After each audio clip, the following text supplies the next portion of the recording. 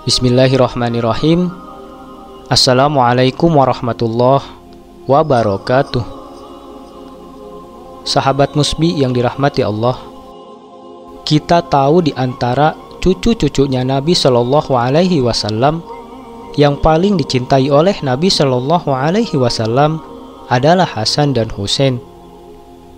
Tak ayal saking cintanya Rasulullah Shallallahu Alaihi Wasallam kepada kedua cucunya ini, yakni Hasan dan Husain, banyak kisah yang menceritakan kebersamaan Rasulullah Shallallahu Alaihi Wasallam dengan kedua cucunya ini. Hal itu seperti dikisahkan Abdullah bin Ja'far, bahwasanya Rasulullah Shallallahu Alaihi Wasallam menjemput kami, yakni Ja'far dan Hasan atau Husain, ketika beliau pulang.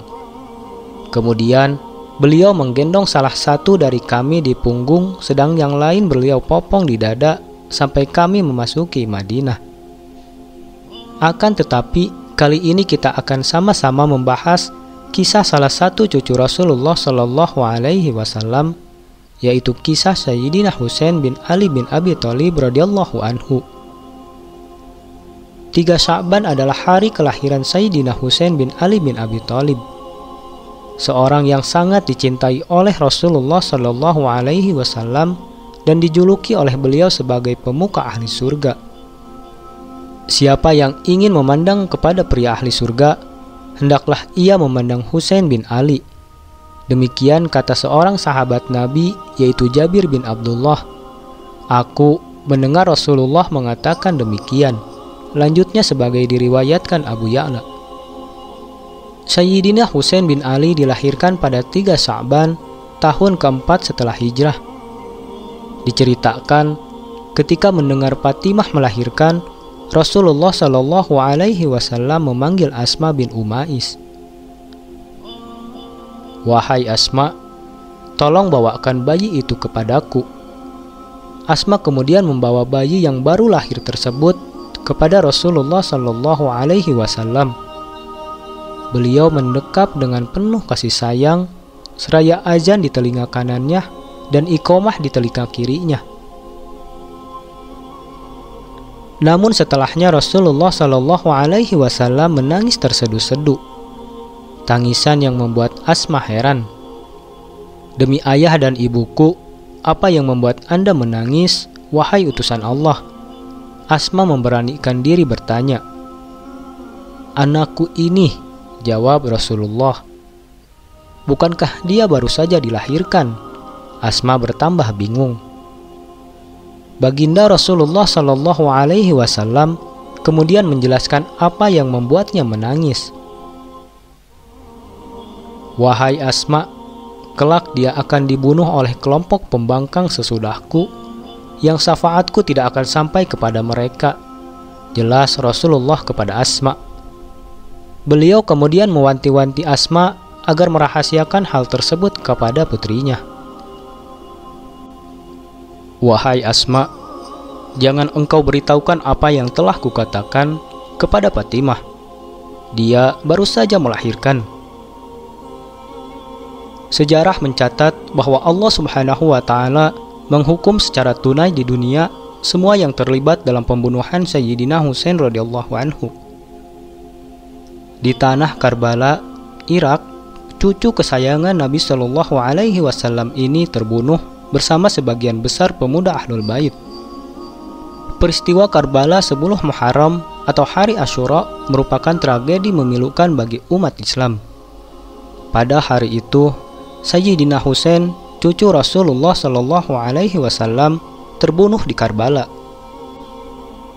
Diceritakan bahwa Abdullah bin Abbas, Abdullah bin Jubair, dan sahabat-sahabat yang lain telah mengingatkan Husain untuk jangan berangkat menemui pendukungnya di Kufah, karena kuat kemungkinan hal itu perangkap atas dirinya dan Ahlul Bait. Namun, karakter Husain yang teguh pendirian dan pemberani seperti ayahnya Ali bin Abi Thalib membuatnya menolak saran sahabat-sahabatnya, meski ia tetap berterima kasih atas saran tersebut. Berangkatlah Husain dari Makkah menuju Kufah bersama rombongan Ahlul Bait sebanyak 72 orang.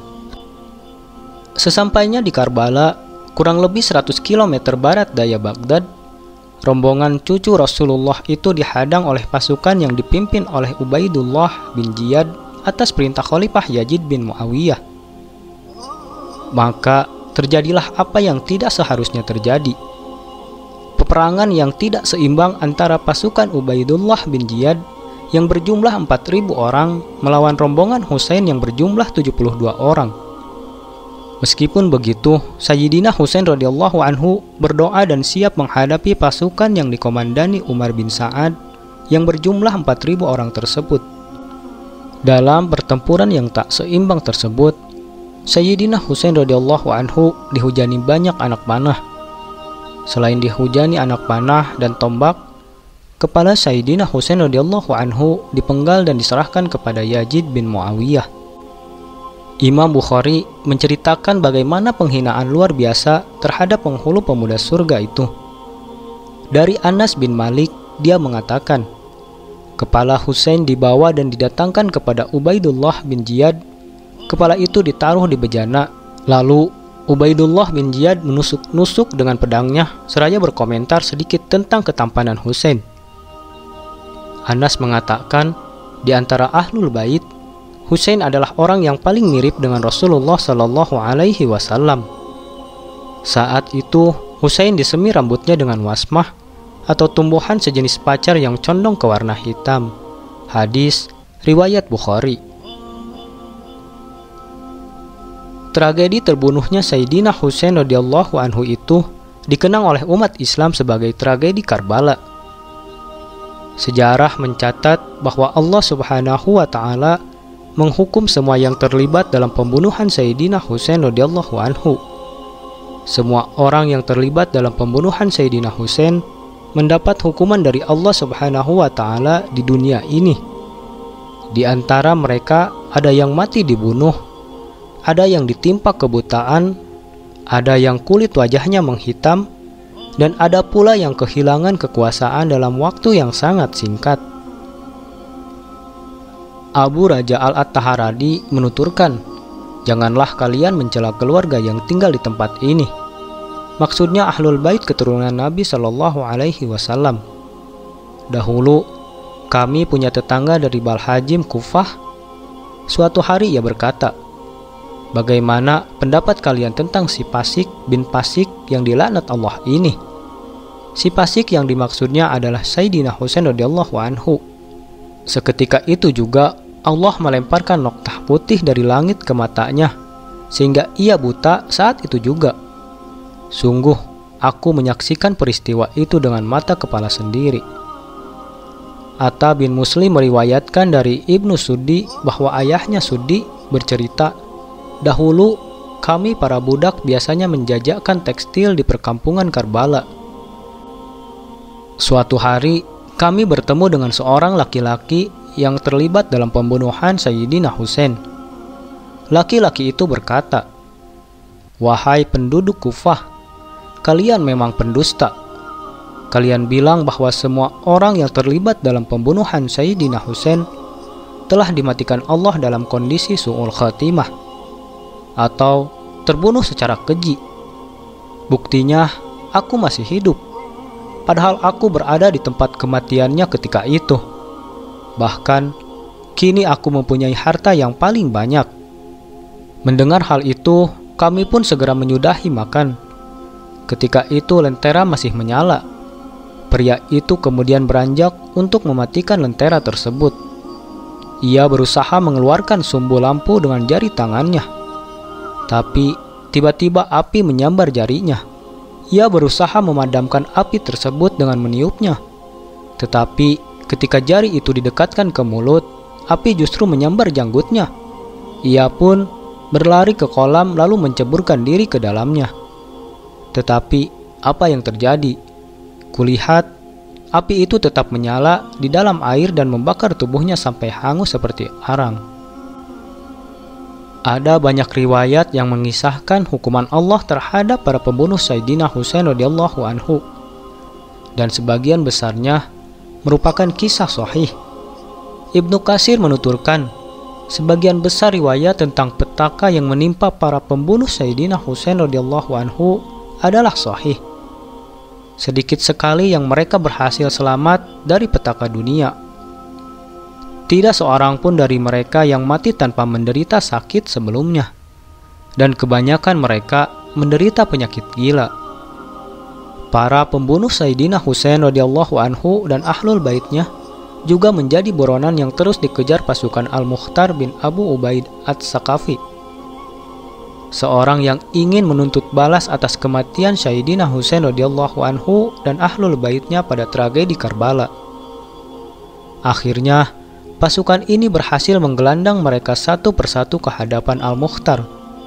Al-Mukhtar lantas memerintahkan untuk membunuh mereka dengan cara yang berbeda-beda, sesuai dengan kekejian mereka terhadap Sayyidina Husain radhiyallahu anhu ketika itu.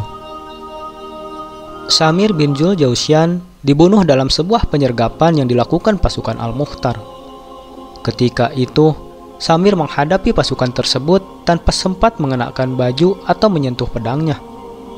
Samir memang sempat melukai mereka, namun Abu Umaroh kemudian berhasil membunuhnya. Jasadnya lalu dilemparkan untuk makanan anjing. Kemudian Khawli bin Yazid juga mengalami nasib yang sama. Ia dibunuh lalu jasadnya dibakar. Pasukan Al-Mukhtar menghukumnya demikian karena dialah yang membawa kepala Sayyidina Husain radhiyallahu anhu.